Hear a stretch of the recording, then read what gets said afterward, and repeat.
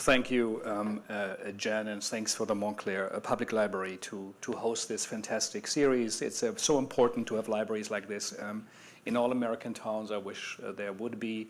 Actually, there are even two here in Montclair. And when people say why Montclair is a good town, one of the reasons they will say is, listen, did you know Alan Cumming came to the Montclair Public Library?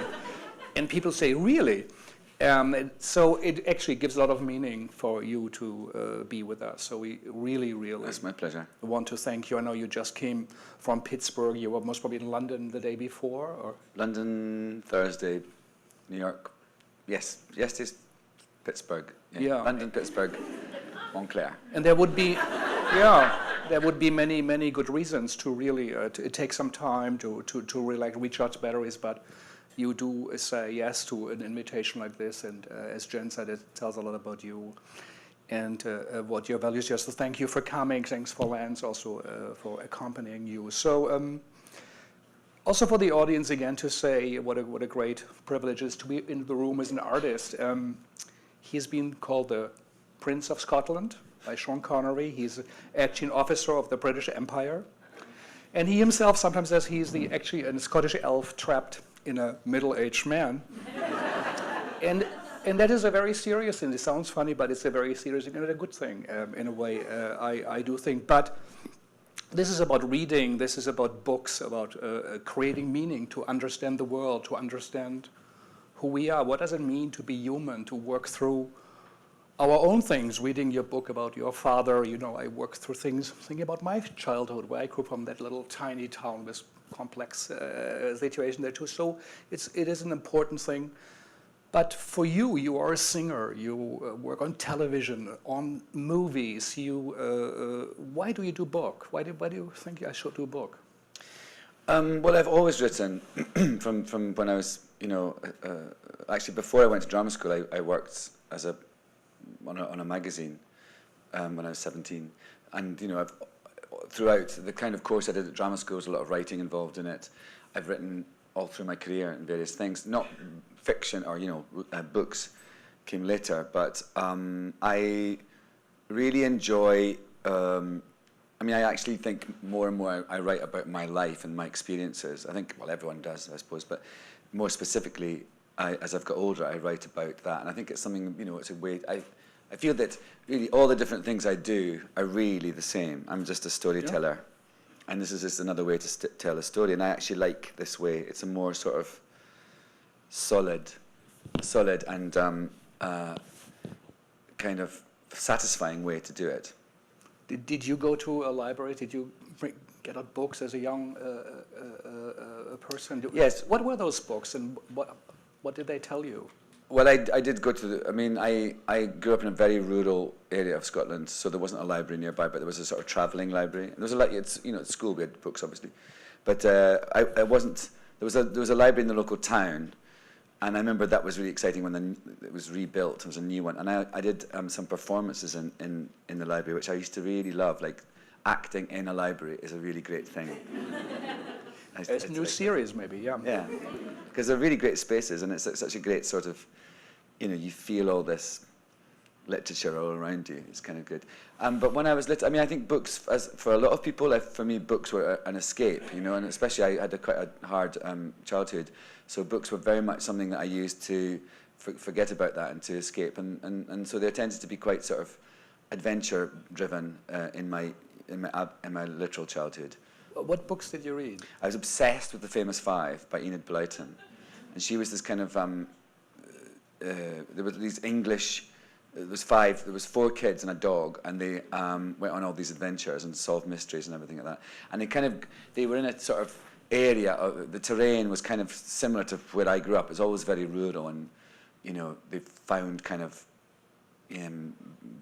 bad things happening all around them. I was longing for crimes to happen around me when I was little, so I could solve them. But it was mostly that. And when I got older, I kind of read still sort of adventure things. Robert Louis Stevenson, those kind of adventure-y books. Scottish, a lot of Scottish sort of. There's a great literary tradition in Scotland, and but they very much were things that I used to. imagine another life outside of the one that I had. Did the book change your life? You said, I read this and then I made a decision that changed? No. I don't think anything really. I don't think there's never been moments like that when I've just done. I mean, I wrote about a moment in my last book actually that changed my life, but perhaps I shouldn't mention that right now. But no, it wasn't a book that did it. It was more just, I think in a way, I'm not really a person who has, yearned for things or has been influenced hugely by one thing or one person. I really feel that, and I'm glad of that, because I really feel actually that it should be about a combination of things, and you take it all in and you form it into your own path. So so no. Yeah, but I loved your book very much. Again, here it is, and it's not the cover on it. Really, I would like to encourage you to buy it. Not only when you own something great, you also support the event and Alan's work. Because it's about memory, you combine how we personally perhaps think. We think in images and in little clusters, little islands. Someone said, Edouard Glissant, who I liked very much, that it's all like archipelagos, like islands of. We have to stop thinking in big continental connections, but have little things and you connect them. But whoever reads them, these little things can connect on their own. And I thought this is just a wonderful. I think there are great photos in it. The puzzle in front of the sea, the back of Glen Close. I think it's beautiful. That teak pot, after you met with your friends after the suicide of a friend of yours. I think they're great photos, and I hope maybe you also come out with an edition and sign them. We can buy them. I would like to own one. But what did you discover when you did this book, which perhaps you thought, I'll put some photos. What did you discover? Well, I think it's interesting. Every book I've written, I've realized there's a process that in the writing of it, you discover something, and then when it comes out and people sort of interact with it, you discover something else. And in this book, the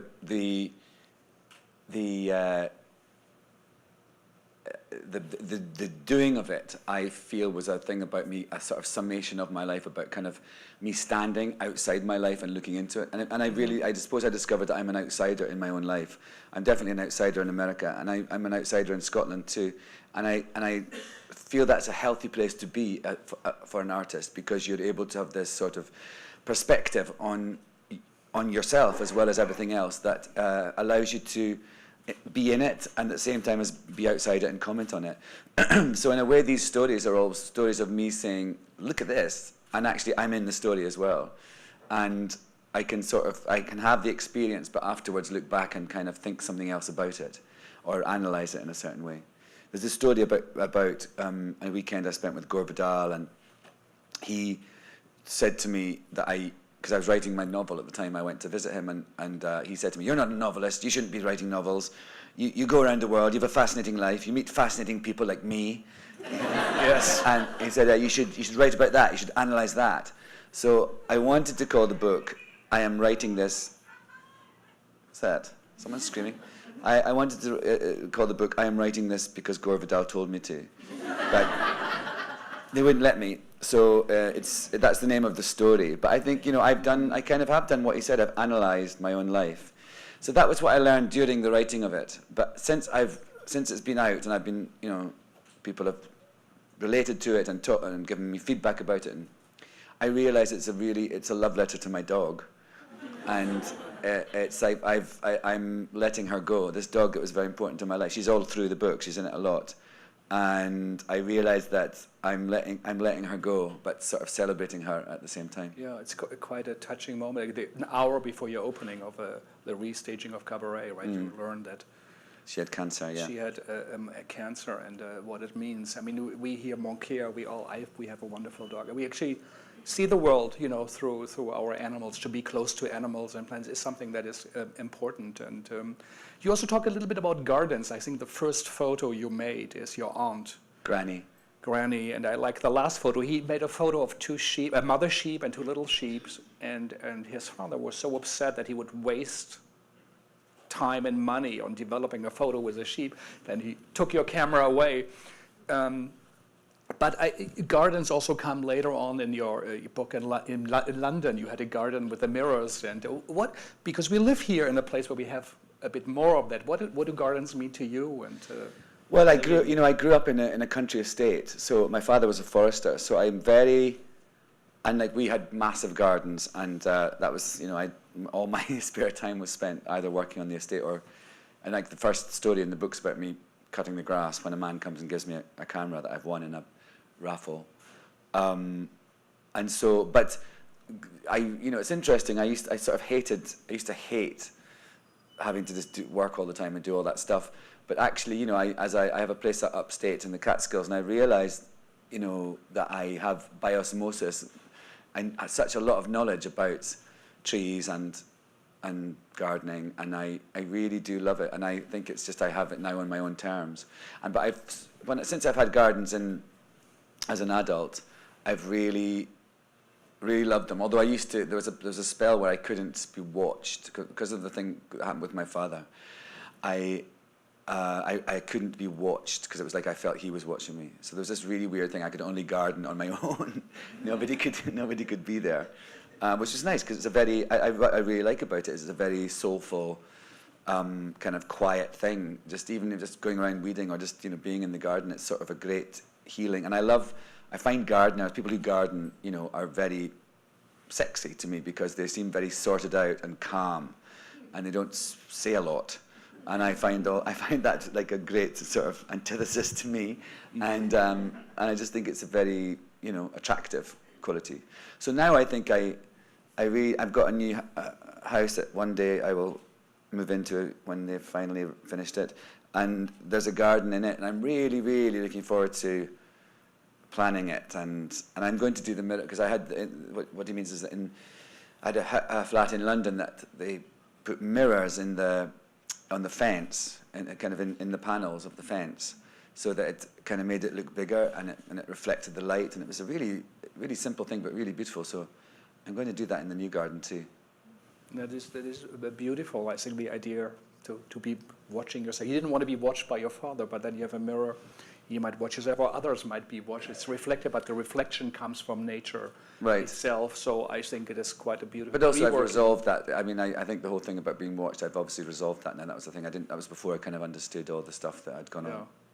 That is wonderful. I think why I love this book also is because of the title and the story with it. The story or the title, you need to have bigger. You got to get bigger dreams. Got to get bigger dreams, and because it's on the center of also of the photos, because it's about your friend wanting to get a photo with Oprah. Should I tell the story? Yeah. Why don't you tell the story, and why did you choose it as the flag for you? Oh well, it was actually the first story that I gave the publishers to start working. Start the editing process, and so it became the working title of the book. And I never thought I was going to call it that. I mean, as I say, I wanted to call it, I'm writing this book because Gore Vidal told me to, and they wouldn't let me. And then I was like, well, how about Gore Vidal told me to? They're like, no, it's too weird. And then I wanted to call it Things That Happened to Me, and think, no. Anyway, and then I wanted to call it Alan Cumming Snaps, because that was the title. I had an exhibition of photographs a couple of years ago called Alan Cumming Snaps, but then, anyway, I'm actually really glad that it's the title of the book now, because I think it's sort of, it's because many of the pictures in the book, and there's a story when I talk about this, are pictures that, and that's what I love about photographs, because you actually snatch a moment. That's what I really love. I don't like taking loads of pictures of things. I want to take one moment and catch the essence of it, and if I've missed the essence, too bad. And so there's photos that I've taken, and they look like something's happening, and actually what was happening at the time is completely different. And I really like that. And I think this title, it sounds like a very kind of, self-helpy, uplifting kind of title. But actually, when it was spoken, when the line was spoken, it felt like a complete diss. And I actually really appreciate that in my understanding of what happens. I'll tell you what happened. So my friend Eddie is obsessed with Oprah, and he, there's nothing wrong with that. And I was invited to this. The Elie Wiesel Foundation were honouring Oprah, and I was invited. And so I took Eddie as my date because I knew he would love it. So we went, and he was so desperate to get a photograph with her. And I said, Eddie, I don't know that's going to be possible. It's not that kind of event, and certainly not going to humiliate myself and go and ask Oprah for a photograph with you, because that's how it would obviously have to happen. And I'm just not going to do that. And that's, that's not cool. And also I said, remember all the times when we're out and people come up to me and ask for a photo and it pisses you off, and, because you think they're invading my private space. And he goes, I see what you mean.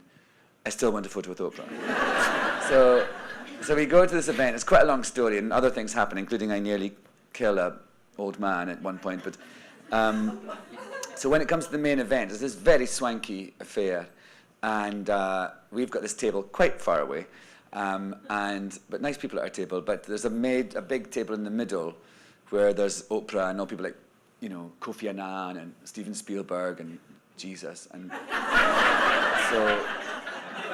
so Barbara Walters is hosting it, and Ishtak Perlman and Jesse Norman sings. It's crazy, swanky. And so at one point, Gail, who's Oprah's best friend, comes over to say hello and to ask us if we're having a nice time. And then someone says something to her. She turns around, so her bum is right by Eddie's head. And Eddie just looks at me, and I just take my camera, and I think if he's not getting a photo with Oprah, at least he'll get a photo with Gail's ass.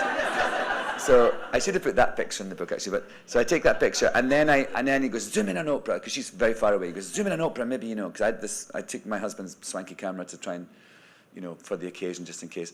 So I was doing this Zoom thing, and I was on Oprah like that, and then all of a sudden she stood up out of the frame. I was like, damn you, Oprah. And then I was trying to, and I realized she was walking, and she was coming around the table, and she was walking towards us. And I looked around, and the loos were over here, and I realized she was going to the loo. Yes, Oprah peas. And I realized she was going to come right past us, and I was like, Eddie, she's coming right past here, oh my God. So I tried to unzoom the thing, and I should get the picture ready to show you. And I'm unzooming it unsuccessfully, and I hear Eddie in this little kind of sort of choir boy voice going, Oprah, may I have a photo with you? It would be my dream. And Oprah, without missing a beat, went, you gotta get bigger dreams. and then I took the picture, and this is the picture.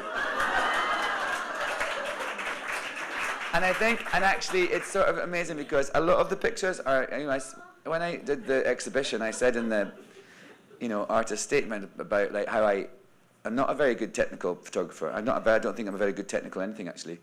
And I don't care. I don't want to be. I actually think being kind of more raw and passionate is better. And this thing of capturing a moment, that's what I want to do. And I feel that this is absolutely perfect, because Oprah is a goddess. She can only really be half present. And Eddie was a bloody mess. So it was actually perfect. And then after she said, you got to get bigger dreams, I took the picture. And she went away. I went, did Oprah just diss you? And he went, who cares? Let's see the photo. But I think actually, and that actually what she was doing, she must have to deal with that. I have to deal with it quite a lot. But to deal with it, people coming up to you and being nervy and wanting some of your time like that, she must have to deal with that on such a huge level every day, that even in that moment, she was able to kind of pass on some wisdom, because she was right. Eddie did have to get bigger dreams. It shouldn't.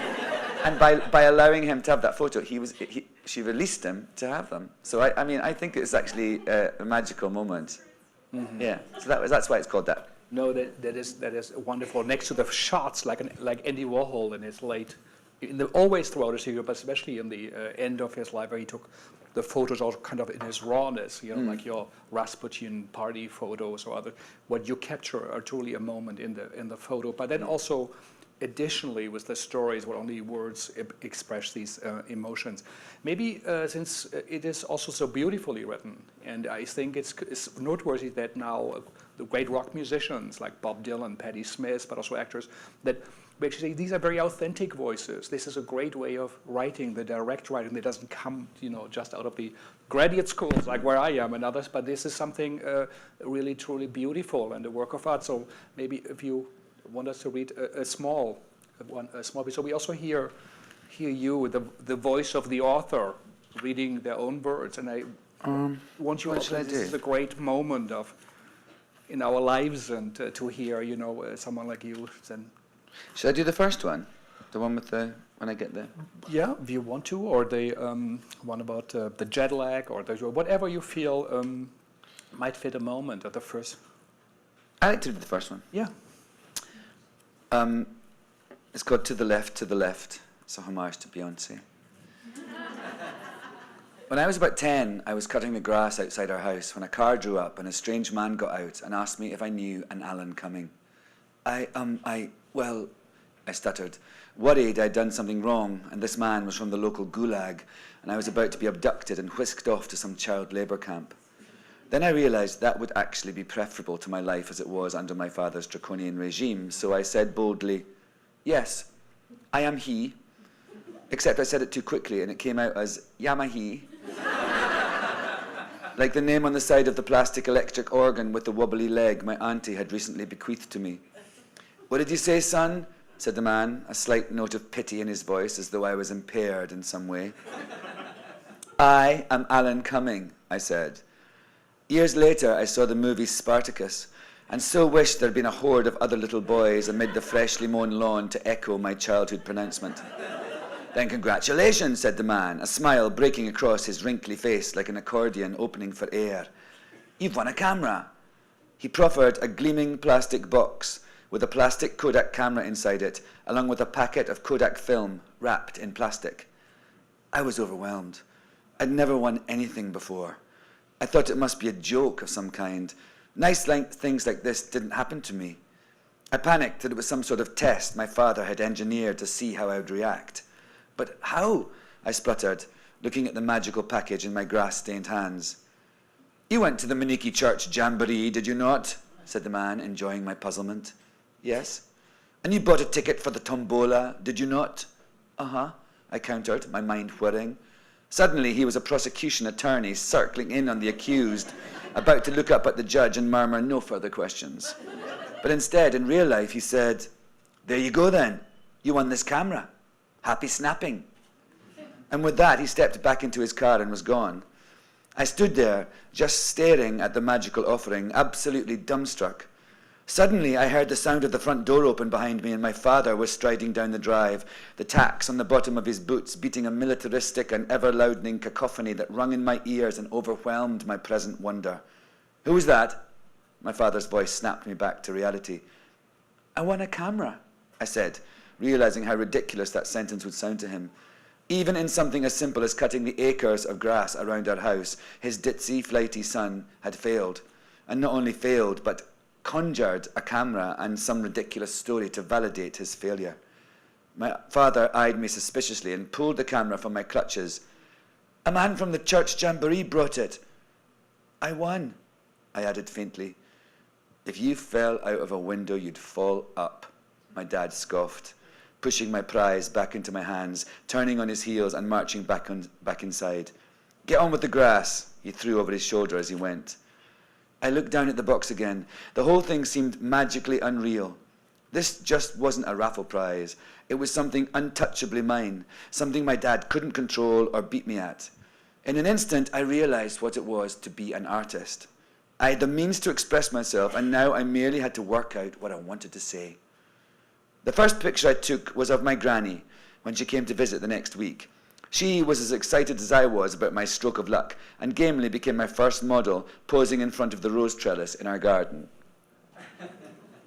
I didn't mean Granny to be so on the left of frame. I thought I was centering her, but my novice skills forbade such a predictable action. However, I am glad she is at the side, beaming away encouragingly, giving the roses a chance to bloom beside her. My parents were standing by as I took the picture, and I felt it rude not to ask them to be my next muses.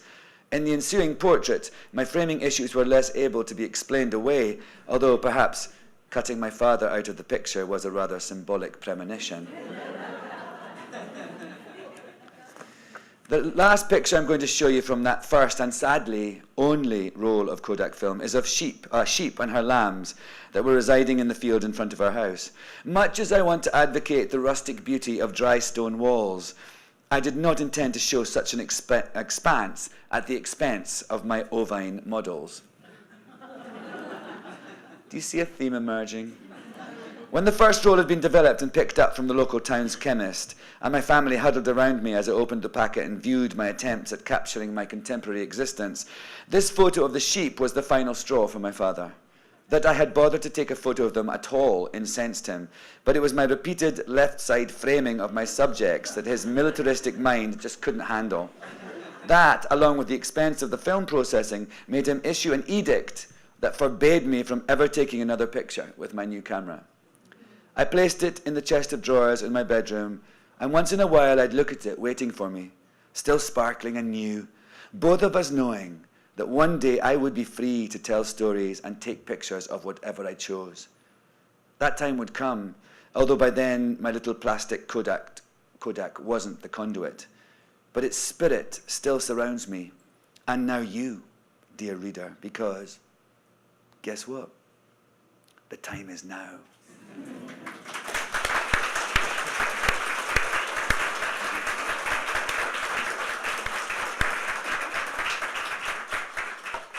Really, thank you, Alan, and it's such a serious intro, even though in the lightness you put it in to your book, and I think artists always made the most serious comments also to society where we live in, the time we live in, what you captured from Scotland at that time, and that you give the book some meaning, some learning, some fables with it that we can go along. Montclair is a town where education is actually in the center. I think most of the budget, the municipal budget, goes in there. Actually, a very, very big part to the grief of many elderly people, actually, but and others, and also politics are being discussed. I think we don't hear enough the voices of artists and like you sending. And I don't know about that. what do you think? What do you think of the current state of, when it comes to education, when it comes to politics? Well, first of all, I actually think I talk about this a lot, actually. I don't feel I'm an artist who isn't loud. I was actually on... We don't hear it. I mean, we don't hear it enough through the media as we hear maybe you the should pundits follow and me on others. Twitter. Yeah. I was just on CNN on Christiane Amanpour's show the other day, and we were talking about this, and I'm absolutely embarrassed that this country should have, and it's the late stages of any election, let alone a presidential election, that the size of a Miss Universe contestant, or that groping, that these things that we're all discussing right now should be the basic tenets of what this election is all about. It's humiliating. The world is looking at us and they just cannot understand what is going on, and that what I think is really interesting. I'm glad that Montclair values education so much, because that is rare in this country.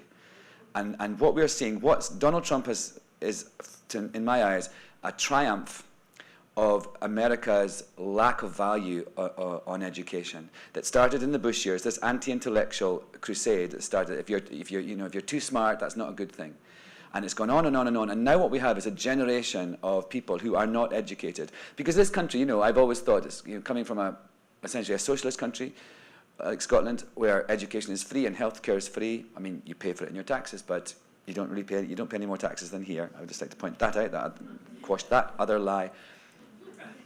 In this country, in order to get a decent education, you have to have money. You have to have money to have health as well. And actually, I think you have to have money to have justice in this country too.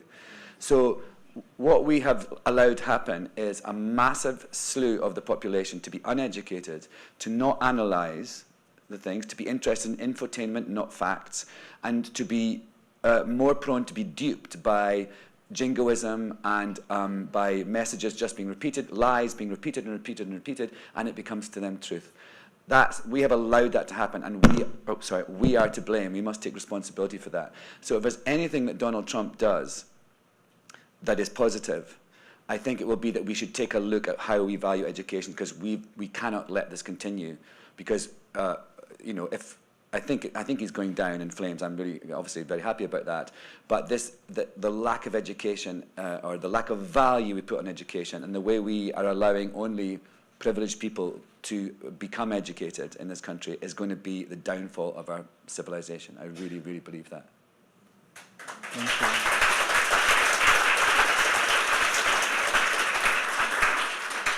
So maybe we can take one or two questions from the audience. If there is a question, a short question or a comment, just raise your arm over there. One. Is this on? Yeah. To your left, Jen.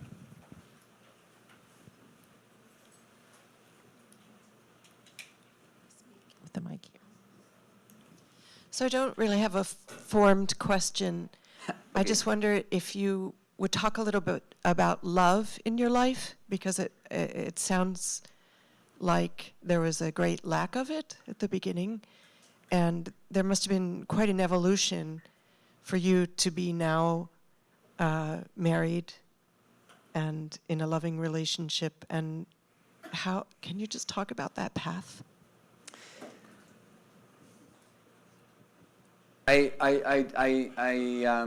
Well, in my last book, I talk a lot about, my childhood, and yeah, but at the same time as I felt I had a great spectrum of love and lack of love. I had a father who told me I was worthless, and a mother who told me I was precious. I had great love for my mum, always, and so I didn't believe either of them.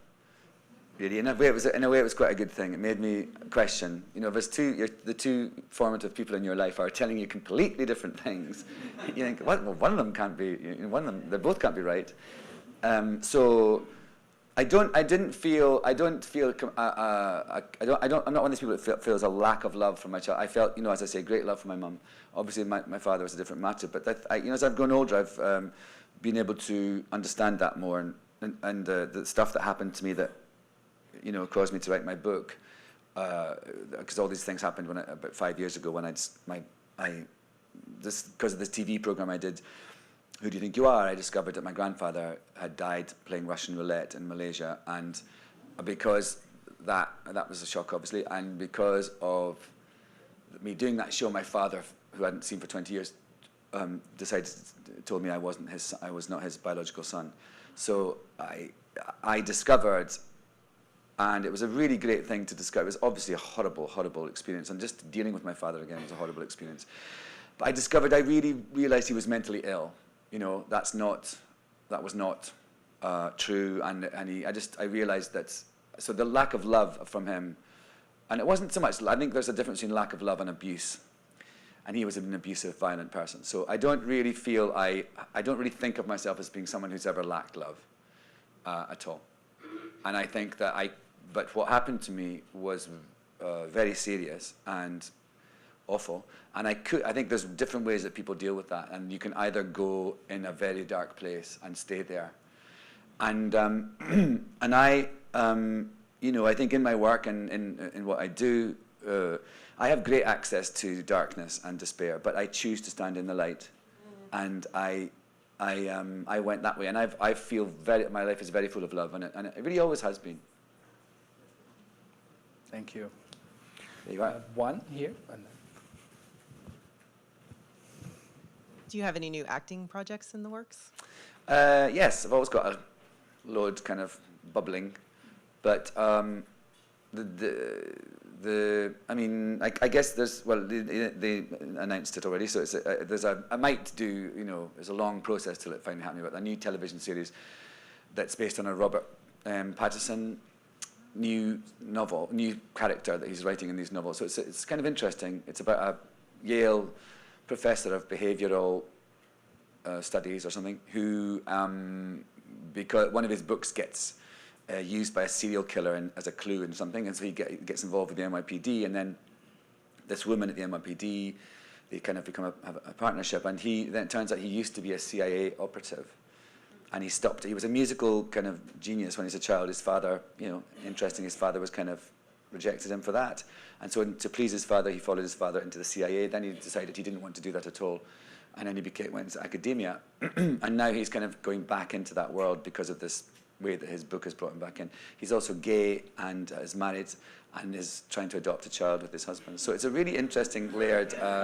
part, and I'm very excited about it. So if all goes well, it'll be on TV next fall, So that's the big sort of thing on the horizon. There's a lot of other, some films. Can you tell us coming the out. network? Dr. Death, right? It won't be called that. No. That was what it was. That was the working title of the book. Oh, it will be new. Yeah, that's what they announced it as. It's CBS, only CBS. Yeah. Over there. Let me give you the microphone so we can hear you better, and also it's being recorded. Sort of a humorous question of a role you had in the past. In the Bond film, GoldenEye, who came up with the clicking pen idea where when the point was in or the point was out, there was going to be an explosion? Well, it's just a part of the plot. It was just in the script, it was sort of... So the writer. The writer, yeah. Yes. The writer came up with that. I didn't. I just had to learn how to do it. I had to learn how to twirl it, and that was very, very, very, very difficult. I'm not a natural twirler. Right beside you. A few years back, you mentioned on an interview that you celebrated a milestone birthday at medieval times with a group of friends. And that inspired me to consider that for my next milestone birthday. And I was wondering, any other advice on how to celebrate a great birthday? Well, actually, that was not a milestone birthday. That was a year before a milestone birthday. But then when it was the milestone birthday, this is what I did for my 50th. My husband was 52, so we rented Typhoon Lagoon at Disney World. The whole of the water park, and that was fabulous because there's nothing better than seeing your oldest, dearest friends and your agents going down a water slide and getting a wedgie, and also my favorite thing was running past signs that said 1 hour wait from here, and you go, ha ha ha, I own this place tonight. So that was great. That was a really amazing party. But that lady in the red's been trying to for a while.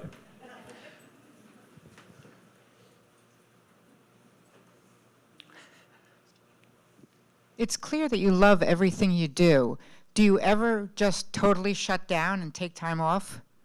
Yes, I do. I mean, I'm a very focused person, and I do a lot, and I do multitask, and I know it looks like I'm sort of a crazed. But when I focus on fun as much as I focus on my work. So, and I have fun ongoing whilst I work. But next weekend is the first weekend I've been able to, because I've been traveling so much, and I have the place I mentioned in the Catskills. I'm going there next weekend, and I will really shut down and not do anything, and I'm able to do that. Yeah. And I love going to sort of remote places where I don't, I think if I'm in a city, the energy of a city is a city, and I don't really want to relax in New York City. I want to Be there. First Alison and then... Sort of a related question. I would be interested to know what's currently on your playlist on your iPhone, or what are the books on your bedside table that you're reading and listening to? Well, a variety of books, actually. It's funny because I've been going on this book tour all over the world, so it's kind of, well, in America and Britain, I suppose. I've been picking up a lot of books. The other day, it was so exciting in York. I did an event, and Margaret Atwood was doing an event I was doing my concert, and she was doing an event in York at the same time. So, and the same bookshop was dealing with my book and her book, and so I gave her I signed one of my books, and she signed one of her books to me.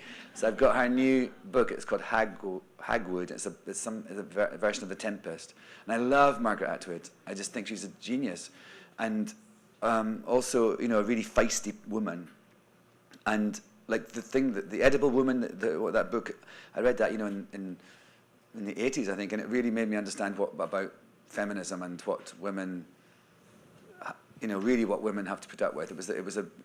I think I find things more easy to understand with kind of images and through literature than just seeing them sometimes, or allegories are great ways to jolt you. So I'm very excited about that, reading that one. I saw Neil Gaiman last week, and he gave me his new book about The View from the Cheap Seats. There's a lot of essays and stuff, and I think he's fascinating. I read, and then he, you know, when my last book came out, he did a blurb for it. I was just like, holy shit. And then also when I was in Canada doing my book tour, there's a pig that I'm just obsessed with on Instagram. She's called Esther the Wonder Pig, and she was this baby. She was like a little. They thought she was a little mini pig, and these boys, two guys, were given her because she was abused, and she had little nails. You know, nails were painted, and they thought this poor little thing, and she was abandoned, and she had a little necklace on, and they took her in, and she grew. She wasn't a little pig. She's a 650-pound pig, and it became this beautiful thing though, because they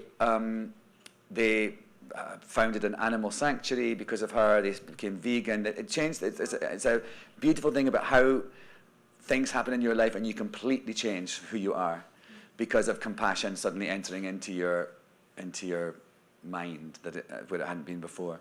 So I was on this talk show. Like I've been, you know, following Esther and kind of we've been little chatting on Twitter. And it's really great because it's like this fun thing of this enormous pig, and she sleeps in the house and she's really funny, but also it's this great sort of animal rescue and animal protection thing that they do.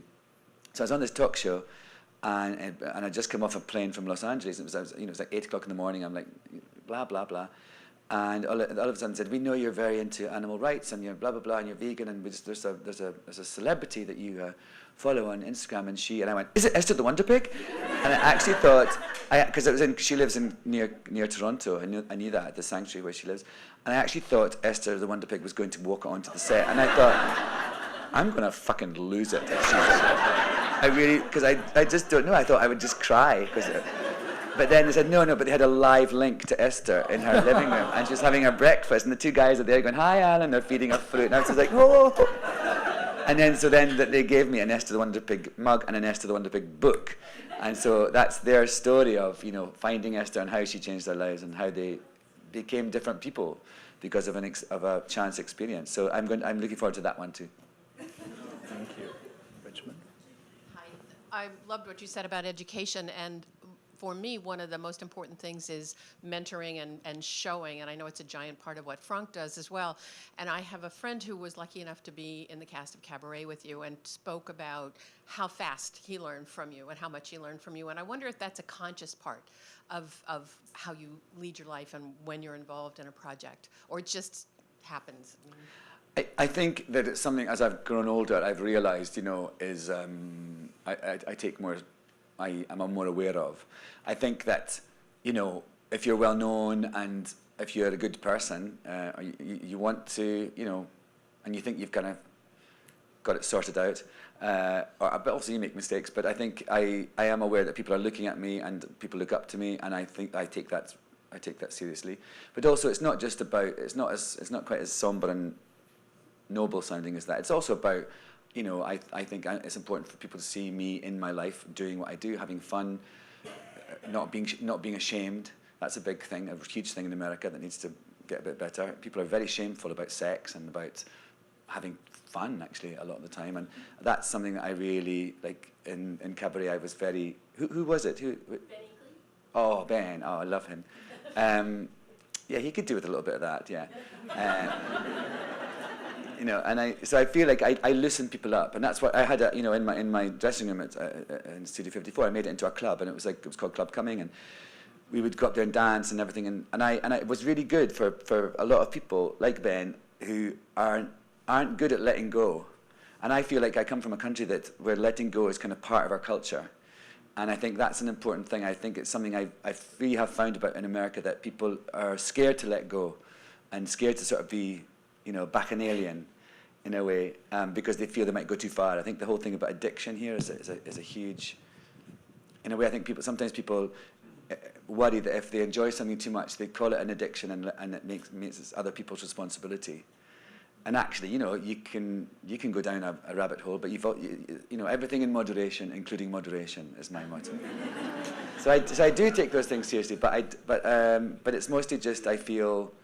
I'm really glad when I hear that, but I'm also, you know, I also think it's good when people see me making mistakes, or, you know, I sometimes say things. I got into trouble in Scotland recently for saying something that I said as a joke, but it was this was the wrong time, and people criticised me for it. And I think that's important for people to see too. You know, I'm not like a shiny Superman. Speaking of having a hard time letting go, I think we are already past 3, so I think we will unfortunately also have to let you go. I still would say again, you know, look at the book, buy it. Also, perhaps as we look up to Ellen, other people look up to you, and be a role model, be supportive, help people, be there for them, encourage them who they are, and maybe make a book of your own with snapshots from your life and your family. And next year, the Montclair Library might have a little exhibition inspired by this evening. Take also your life as something to look at, and as Ellen said, to take a little step back, take account. So it's an important thing, and he invited us to share his painful but also joyful moments of life. It's fantastic. You're such a great artist, and to come here and spend time with us, we are truly most grateful. Thank really. you. Thank you, Frank. Congratulations. Thank you.